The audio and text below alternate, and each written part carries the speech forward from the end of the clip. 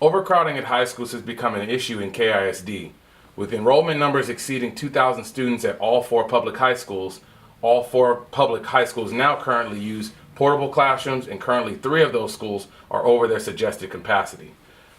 Do you believe that there is a need for a 5th public high school? Why or why not? I think there is a need for a fifth public high school in the near future. The area is growing, and if I were elected, I'd want to discuss this with the demographers to decide where that would be. I know the early college high school has started on Fort Hood, but I understand there's only 100 or so students in there. And one idea that I had for the immediate short term, realizing that a new high school would probably take 5 to 10 years to be constructed and get online and up and running.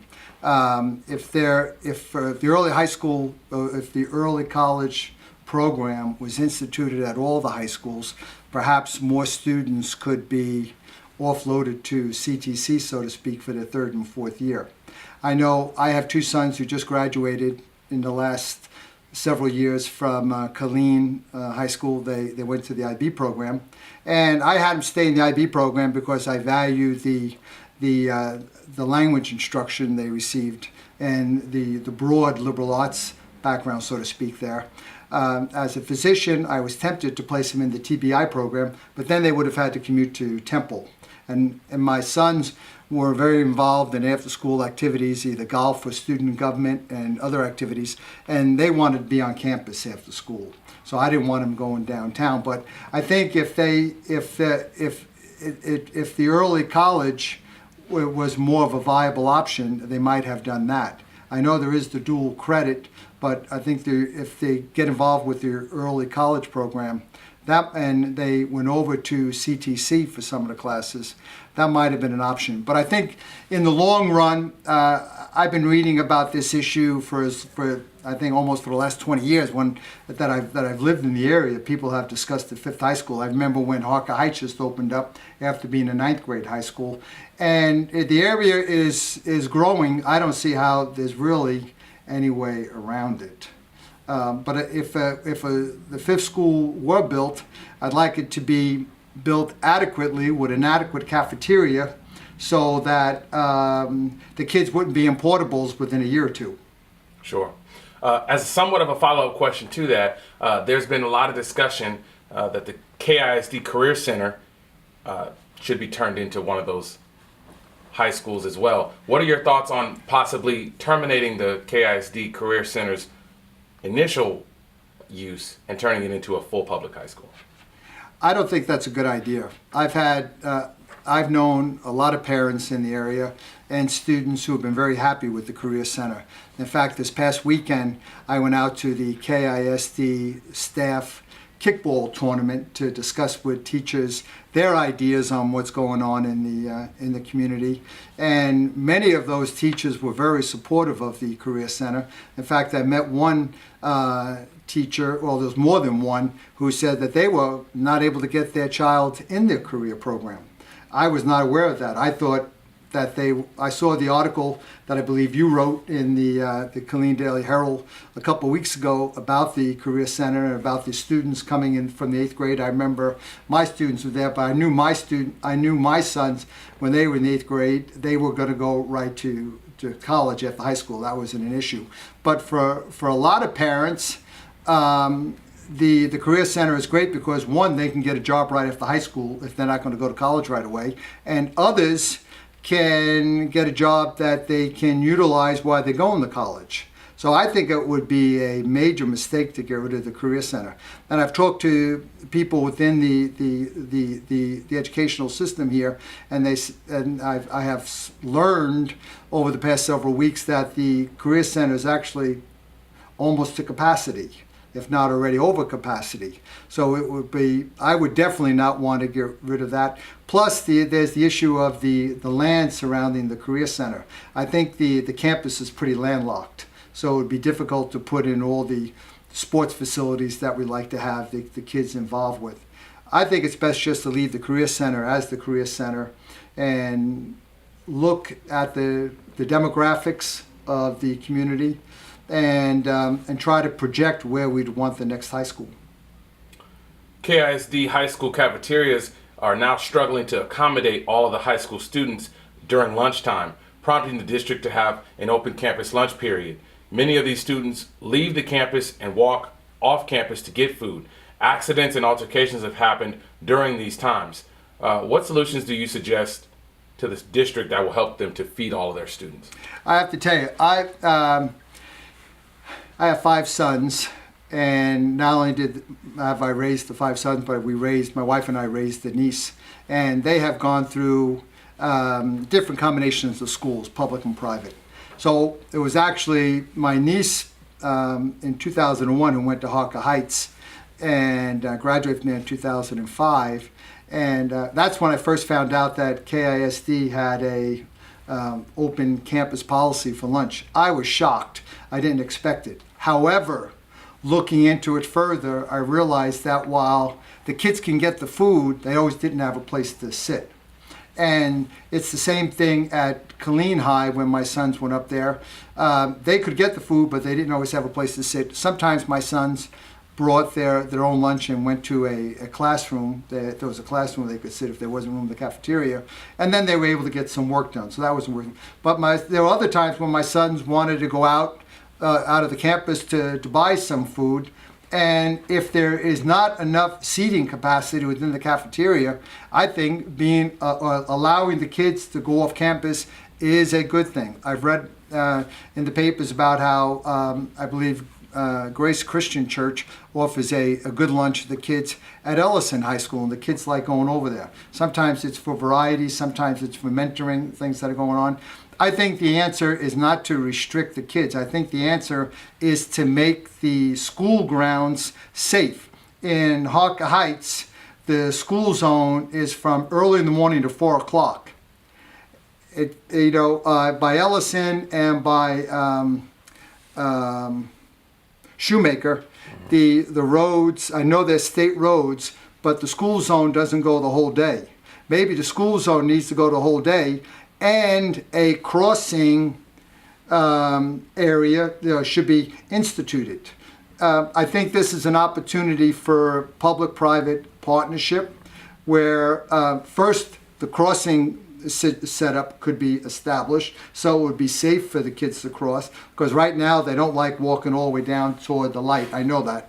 And so have a safe crossing area, and then to get together with the chamber, institute more options, try to encourage more fast foods. I mean, I live in Harker Heights, and I know right down from Harker Heights on 2410, there's a bunch of fast food restaurants now. The kids walk down there. And I am aware, I know it was a fellow Army officer's daughter who was killed some years ago very tragically, and we're all very sad about that. But I know there has, the corner has been changed. And I think the thing to do is to make it safe for the kids to cross, and encourage businesses to go nearby. It might even be food trucks. We could get food trucks to go to the area.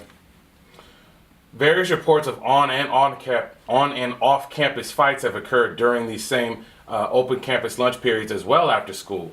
How do you think the district and local police departments can work more cohesively to prevent these future fights from happening throughout the district before and after school, as well as during lunch? Well, I think it's hard for the district to control what happens off campus. But I think part of that is also up to the community to get out and not just maybe complain about the kids fighting on their lawn, but actually maybe be out there and say hello to the kids. So the community has to get involved. I don't think the issue of fights on campus is as great as is sometimes portrayed. I think, and that is, I'd like to look at the whole discipline policy of the campus. I think sometimes it's way too heavy-handed. I remember one of my sons who graduated in 2013, in his first week at Killeen High, he was late for one class in his first week, and he got 3-day ISS. I was shocked. What happened was he said he and a couple of buddies were standing outside the door, and because the teacher was late, the teacher came in through an alternative door, and then one of the APs came by and found him standing out in the corridor. And because he said, "What are you doing here?" He said, "We're waiting for the teacher." No, the teacher's inside the room. So they got 3-day ISS, which I thought was overkill, and because that puts the kids behind. And I would actually look at the policy. I'm not necessarily a fan of Gateway and the idea that kids, just because they get into a fight, have to go downtown. I know that the policy says that there should be a hearing district officer involved, or the kids should be getting hearing, but I think too often they're sent down and not necessarily given enough encouragement or mentoring or tutoring. I think if the kids are more, I would like to see more on-campus discipline if the principals agree with that, but I think that would be the way to do it. Do it with Saturday detention, or maybe an afternoon detention. If a kid gets in a fight and he likes his afternoon activity, well, don't let him do that afternoon activity. Make sure he goes to, it could be ISS after school. But the idea of taking kids out of class when we want them to progress doesn't make any sense. We're just hurting ourselves. So I think the whole policy needs to be revisited, but I think right now it's a little heavy-handed. Special education has been a point of needed improvement in KISD. In 2015, the district was investigated for a number of reasons, including needing adjustments to its policies on special education, its referral process to give students the services they need, and lack of consistent student tracking of those same students. As of January of this year, the district has reached 100% compliance by TEA standards. What changes and adjustments do you believe will help the district to improve the special education programs going forward? I would like to see more public-private partnership involvement within the educational system. I'll give an example. I have one of the high school math teachers at Belton High dropped out of the organized teaching within the high school system for a few years to run the Mathnasium franchise in Temple. And my kids were doing well, but I wanted them to do even better. So I said, well, let me give it a try. They went to Mathnasium for a couple of years, and it was very, very helpful. So, and that gets back to what I used earlier, that, you know, if you're a good golfer and you want to be a better golfer, you practice more. If you're good at math, but you want to be better, practice more. Get involved with tutoring. And there are, like I said, one of the gentlemen who works over at the VA where I work said his granddaughter was having some difficulty reading, and so he enrolled her in Sylvan tutoring. I'm not recommending one program over another. I'm just giving these as examples because we all know they exist. And that child did very well after a couple of years and caught up and exceeded the grade level. So I think there are proven programs out there. I've talked to plenty of teachers around here, in the district, and they don't want a franchise, but they would like to get involved in tutoring. And I think it's reasonable that they get paid some money. My wife is an elementary school teacher. She just happens to work for Belton because when she went back to work several years ago, Belton answered before Colleen did. And it works out well for us because I could drop her off in the morning, then I go over to the VA. On the way back, I pick her up and it comes home. So she could leave the house and get to her elementary school without a single red light. That is pretty nice. So she has just stayed where she is. But, I know teachers put in long hours. They have long days. She's up to midnight many nights preparing for the next day. But she doesn't tutor after school. She has done some UIL work, but she gets a little stipend. So I think the thing to do is encourage a lot. We have to encourage the academics as well as the sports. The sports are good. I remember when I was in high school, I was involved in sports and after-school activities, and I missed one day, I think, as a freshman in high school because I was ill. But I wanted to be involved in the activities I was involved with. So after that, I never told my parents I was ill. I just went to school. I'm not saying as a physician that's the best idea, but the point is, if the students are motivated, enjoy their classes, enjoy their extracurricular activities, they'll go. My sons were involved in robotics, for example, while they were here, besides the golf student government and other activities. So I think there's a lot of activities that we can have to stimulate the kids, and then the kids will want to go, hopefully. But I would also get them a lot of tutoring. In January, the TEA released its preliminary A through F ratings for all schools and school districts throughout the state. Many of KISD schools struggled receiving D and F grades in specific categories. How do you plan to help improve these ratings as a whole if you are elected to the school board? Well, a couple things. I mean, we recognize that the rating system is negatively weighed against military districts, and it's an inaccurate measuring system. Nonetheless, as I said in the article, in the written response that I wrote to you, if this was the scorecard for a hospital, there would be dire consequences. So I think it shows that there's room for improvement. I think we need to look at every school, compare one school to another, and let the principals know that we expect the scores to go up within that school. But however we measure it. Now, on some of the factors, I understand they're beyond their control if the kids are leaving the school and whatnot. But we need to try to also look at some of the parameters of the STAR test or other tests that we can follow to see how the kids are doing. And we also need to track the SAT scores. Unfortunately, the SAT scores are falling like a lead balloon. So you can't just dismiss the ADF grading system, because the fall in the SAT scores back that up. So I think it's got to take some creative ideas. And one of the things that I proposed and what I wrote to you is to have an independent commission for a very short term, maybe 2 weeks, get community leaders, get the educators. I don't propose to be an educator. I am married to an educator. I've been involved in adult education all my life.